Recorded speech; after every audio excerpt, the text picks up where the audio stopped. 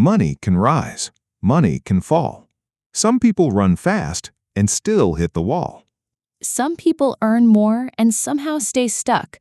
Others earn the same and quietly build luck. But here's the twist nobody talks about. Sometimes the biggest thing stealing your future isn't what you buy, it's what already owns your paycheck.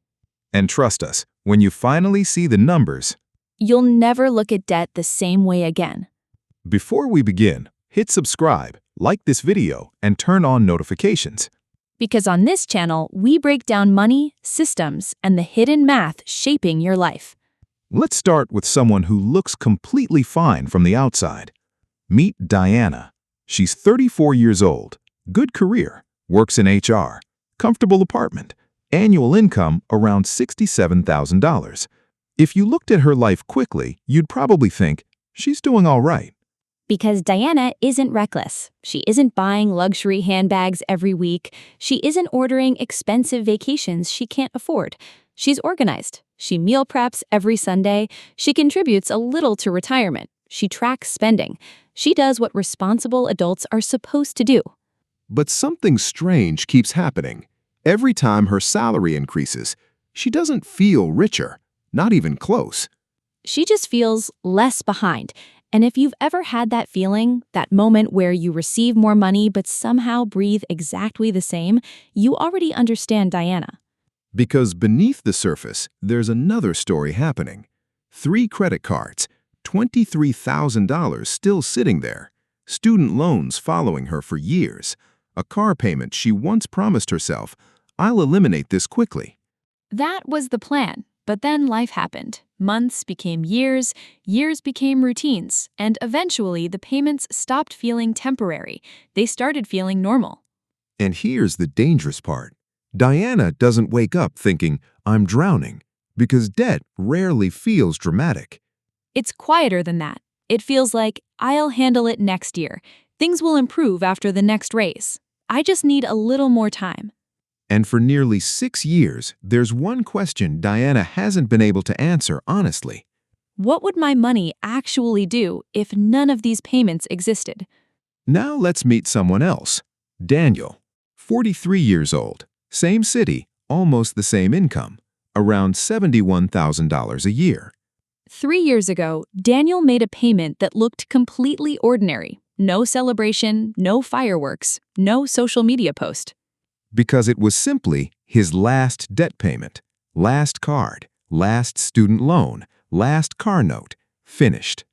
And here's what's fascinating. His income didn't suddenly explode. His career didn't transform overnight. Nothing dramatic happened, but something invisible changed. For the first time in years, the math had space to breathe. Now here's where people usually make a mistake. They look at debt and think, "Okay, I owe money. Simple. End of story." But that's not actually the story. Because debt isn't only something you owe. Debt is also something that's quietly consuming your future. Every month, every paycheck, every automatic withdrawal. Let's look at Diana again. On paper, her monthly payments don't even look shocking. Actually, they look responsible. Because she pays on time, she doesn't ignore bills, she doesn't avoid statements. She pays them every single month. And that's exactly why this becomes dangerous. Her credit cards take around $500 every month. Student loans take another piece. Car payment takes another piece. Add everything together, and more than $1,200 disappears every month. $1,200. Pause for 1 second, because people hear that number and immediately think, okay, $1,200 is expensive. No, that's not the real number.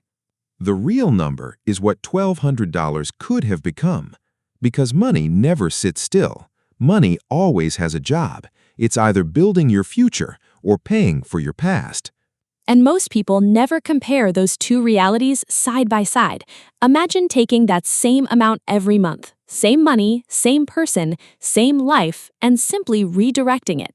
Not trading stocks, not becoming a financial genius, not finding crypto before everyone else, just consistently investing it, quietly, month after month, year after year.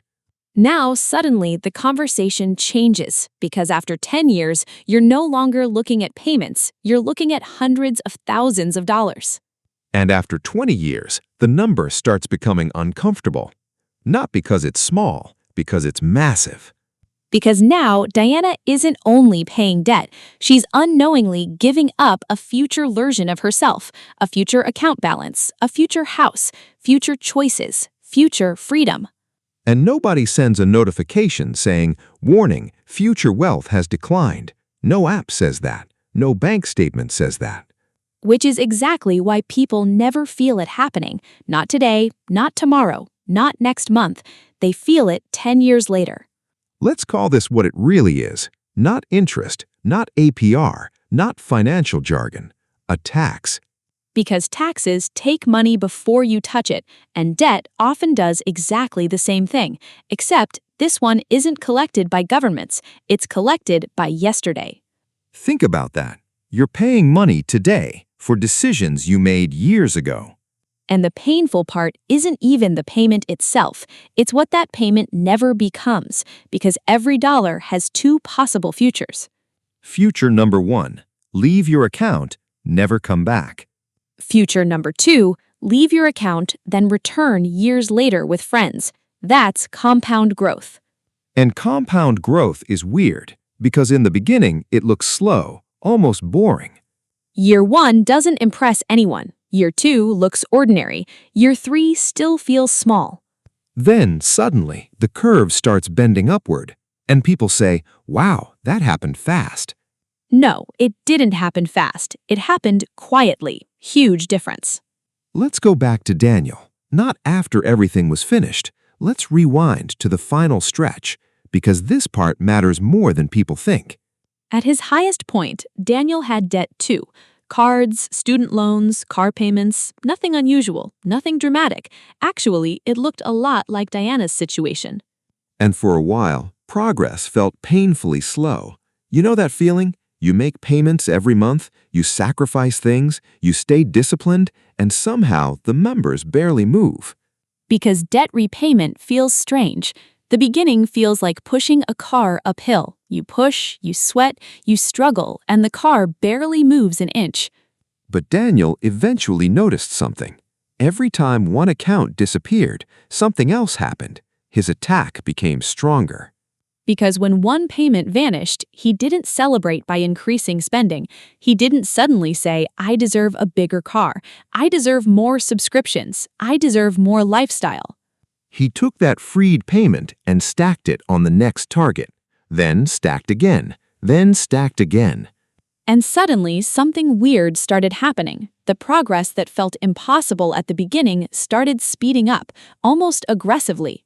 Months earlier, the process felt endless. Now, accounts started disappearing faster and faster, like dominoes falling. And then, one ordinary day, something happened. No music, no fireworks, no celebration, just a screen, a balance, 0. Last payment cleared, finished, done. No more consumer debt. Now, here's the part almost nobody talks about, because paying off debt isn't actually the finish line, it's the starting line. Because suddenly, Daniel looked at his paycheck and saw something unfamiliar: space. For years, that money already had owners. Cards owned part of it, loans owned part of it, payments owned part of it. But now, that money belonged to him again, and that's psychologically powerful, because for years, his paycheck arrived already spoken for. Imagine carrying heavy bags every day for years, morning, afternoon, night. Eventually, you stop noticing the weight. You think, this is normal. Then, somebody suddenly removes them, and you realize, wait, I was carrying all that? That's what debt elimination feels like. No excitement. Relief. Real relief. But Daniel did something extremely important next, something that changed everything. He didn't immediately throw money into random investments. He paused. Because freedom without structure becomes chaos. He built protection first. Emergency savings. Breathing room. Margin. Because one emergency without savings can put somebody right back at the beginning. and Daniel had no interest in repeating the same movie twice. Now let's talk about something most money conversations completely ignore: your brain. Because people think debt only hurts bank accounts, but that's not where it stops. Imagine having dozens of browser tabs open. Not 3, not 5, 30, 40, 50. Everything slows down. The computer still works, technically, but something feels heavy, laggy, exhausting. Debt works the same way, because somewhere in the background, your mind keeps asking silent questions. Can I afford this? What if something happens? What if I lose my job? What if life goes wrong? You may not hear those thoughts loudly, but they're running quietly all day, every day. And eventually, you stop noticing the noise because you've lived with it so long. Until suddenly, it disappears. And then you realize silence feels different. Here's something most people never write down, but it quietly controls major life decisions. Not income, not intelligence, not talent. One question. A question people rarely say out loud, but they ask it internally every time opportunity knocks. If this goes wrong, can I still survive? Watch how powerful that question becomes. Imagine Diana sees a new opportunity, better long-term future, better growth potential, more upside. But maybe the starting salary is slightly lower. Suddenly, her brain runs calculations, not conscious calculations, automatic ones. Can I still make payments? Can I still cover everything? Can I still handle the monthly pressure?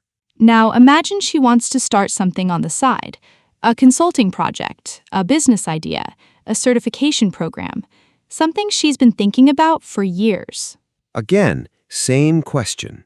Can I still cover the payments? And eventually, something strange happens. Debt stops acting like a bill. It starts acting like a wall. Not visible, but very real.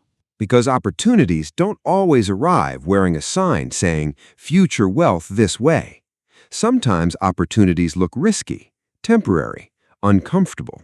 And when you're carrying financial pressure, temporary risk feels dangerous, even when it's smart. Now let's go back to Daniel, because something changed after his debt disappeared. Not his income, not his personality. His calculations changed. Because suddenly, one bad month wasn't terrifying anymore. One surprise expense wasn't a disaster. One career move wasn't automatically impossible. Think about that. When survival becomes cheaper, possibilities become bigger. Because if your minimum required life costs less, you gain flexibility, and flexibility creates options. Daniel eventually made a move he never would have considered before. Same general salary, different company, better future upside, better long-term opportunity. And years earlier, no chance. Absolutely no chance. Because the risk equation didn't work. Not because he lacked courage, because he lacked room. Big difference. People often think freedom means having millions. Sometimes freedom simply means I have enough space to make decisions. Let's go even deeper. Because debt doesn't only affect numbers, it affects people. Your body doesn't read financial statements. Your body reads stress, pressure, uncertainty, threat. And stress is strange because it doesn't always feel dramatic. Sometimes it feels like being tired for no reason, sleeping badly, feeling mentally exhausted, getting irritated faster. Sometimes people think, maybe I just need a vacation. Maybe I need motivation. Maybe I'm lazy. Meanwhile, there's a silent pressure sitting in the background every day, like carrying invisible weight. And invisible weight is dangerous because everyone around you sees your smile, while only you feel the pressure. That's why removing debt isn't just about wealth. It's about reducing friction inside your life, inside your mind, inside your body. Because when the pressure drops, people often don't say, "I feel richer." They say, "I can breathe again." Now, this is the moment where people usually ask, "Okay, I understand the problem. Now what?" Because understanding feels good, but action changes outcomes. And here's good news. The gap between Diana and Daniel wasn't created overnight, which means it doesn't disappear overnight either. but it can absolutely start changing today. Step 1. Choose your attack strategy, not emotionally, mathematically. Because debt isn't one giant monster. It's usually several smaller monsters wearing different masks, different balances, different interest rates, different timelines. So line them up. Put every balance in front of you. No hiding, no avoiding, no "I'll check later," because numbers become less scary when they're visible. And here's where people split into two roads. Road 1, highest interest first. Road 2, smallest balance first. Highest interest first usually wins on pure math because expensive debt quietly drains money faster than people realize, especially credit cards. Those things can behave like financial vampires. But some people need momentum more than mathematics. They need wins, visible wins, psychological wins, because motivation matters too. And if closing one account quickly keeps you moving, keep moving. Because perfect strategy that never finishes loses against imperfect strategy that does. Now, people immediately say, I don't have extra money. And sometimes that's true, but sometimes it's hidden. Because money leaks rarely look dramatic. They're quiet. Subscriptions, impulse spending, small habits repeated endlessly, convenience costs, tiny decisions nobody notices. The dangerous part? None of them feel important individually.